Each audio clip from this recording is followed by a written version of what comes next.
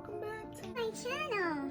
It is a pleasure having you here again, and I look forward to seeing more of you here more often. So we are back.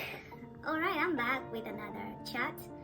It's been a year of doing this job that I love so much, and if you have not watched my video of why I love my job, you need to, so that you get a background about what I'm about to tell you in this video. Anyways, how have you been? How is everything? How are you coping with this pandemic? Oh my god. So this is a year and a few months of being a flight attendant, and this is my observation. For those of you that still think this is the job you want to do for the rest of your life, I think I'll give you a few pointers here and there for you to still decide if you haven't decided yet, and for those that need to change their mind, well, I hope this information is useful. So for my first experience this year round has been partly good and partly bad, and I'll give you my reasons. The first reason is, if you're coming into this job, you gotta be prepared. This job is lonely sometimes. Like, honestly speaking, you get to these places, you get to these very nice hotels, and you're by yourself. Some people team up, some people like going out with crew to venture into different places, but sometimes it's all gonna depend on the type of vibe that you have between you and these other crew members that you're working with. The vibe is not that good between you, because yeah, that happens, then most likely you're gonna be in your hotel room by yourself, or you're gonna be venturing this new town that you're staying in by yourself, and that is sometimes okay. I am a person that enjoys spending time by myself, so I love being by myself, and there have been a few occasions where I've tagged along when my fellow crew members want to go out to shop or to see around the place, and I like it sometimes, and sometimes I just choose to stay in the hotel. Yeah, the other thing is, it's quite up to live. If you're not going to have the chance to be best where you live, it's quite expensive. For example, I live in North Carolina and I am best out of New York. So that means I live in two places, and that includes paying rent in both places, because my family or my husband is in North Carolina and my work is out of New York. So I gotta find a place to stay in New York. That's when crash bed comes in, or if you can afford, you end up having to find an apartment wherever, if your partner or your family can't move to be where you are, you know?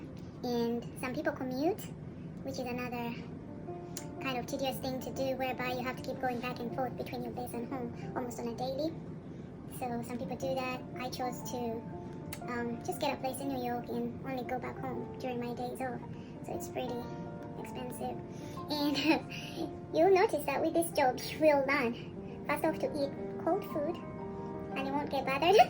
Secondly, you learn how to sleep wherever you can. Like, honestly, it is that tiring. You will take a quick nap on that plane. You will take a quick nap in your galley. You will take a quick nap on a seat somewhere in a crew room.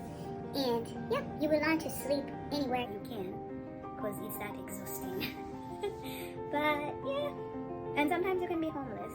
Because I remember one time when I was trying to get home, and since you're a non-raving passenger, or you're not paying for that flight, you get to get a seat once everyone that has paid is on board, and the flight was quite full, so I didn't make it, and that was the only flight that was getting me home. So I had to sleep in the airport so that I could catch the next flight in the morning to get me home.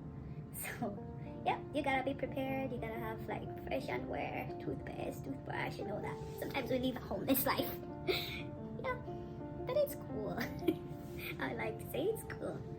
And the other thing is, you will encounter a lot or sometimes very unfriendly people that will sometimes make you question why you're still even doing that job.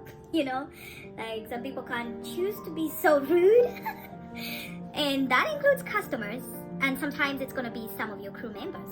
But at the end of the day, you gotta know why you're doing what you're doing. You gotta have a reason that keeps you going despite all these hardships. The other thing that I'm gonna point out to you is, this is a job where you will probably work so hard and sometimes overtime, but we're paid only when you are on the plane. Like your duty can start from the time you leave home to the time you get to the airport, but you're only paid when you are on that plane and the door is closed, the boarding door closes. When that boarding door closes, that's when your pay starts. So all this time, if you're sitting at the airport, if you're helping people get on the plane and all that stuff, that is not paid for. That is not paid for. So yeah, your payment is starting when the boarding door closes.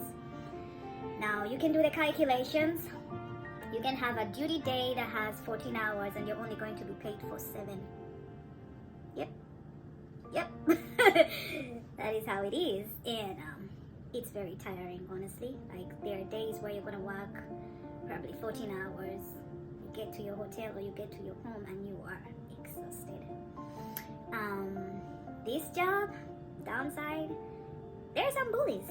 There are some bullies, and bullies that are workmates, people that have been in the industry longer than you have, and you notice different people. Not a lot of them, but personally I encountered somebody that wasn't really nice on my first flight when I had just joined the company that I work for, and it was a not pleasant experience to a point where I almost cried because of the way this person made me feel.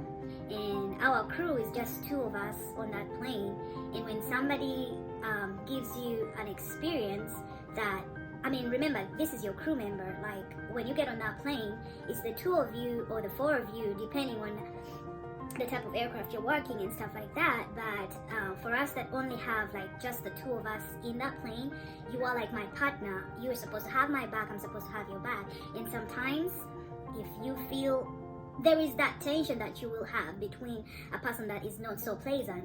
And I experienced that on my first flight out of training with the person that I was working with. It almost pushed me to a point where I wanted to cry. And I'm a very tough person. I consider myself a tough person. But yeah, she almost made me shed tears. But thank God, sometimes you're gonna see these people like once in a lifetime. I have worked with this person like that once, and I've never seen them again. So that's the beauty of it all. They can be rude, but chances are you might never see them again, you know? And the good side of this job, man, sometimes you get to sleep in very good hotels. Like, yeah, like some places are really nice. Like you get into this hotel room and you're like, ooh, I want to live here for the rest of my life. Yeah, there are those moments, and it's part of the job. Crew becomes family. Cause yeah, if you're gonna be doing this job, we spend a lot of time with fellow crew members than actually our family members. So yeah, you gotta learn to make friends, you gotta learn to be nice to people, because sometimes you're gonna spend the whole week with these same people. That is more time than you're spending with your husband, your kids, and everything. So yeah, crew becomes family. We take care of each other, we laugh together, make jokes and all that. And the other nice thing about this job is you get to see new places. My God, like almost every day or every trip, you get to see a new place that you've never been in. And that is awesome. That is beautiful. I already told you about the nice hotels. Oh my God. And this job comes with great travel benefits for you as a flight attendant and your close family and a few of your friends if you choose, you know. So probably your significant other can travel free in most of these regional airlines that we work for, which is good. And oh my God, the honor that comes with our uniform and our wings, whew.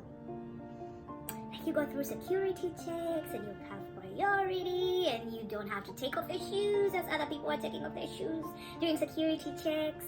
Then these wings, the wings really give us wings, to be honest. Like, yeah, you can go through airport security like royalty.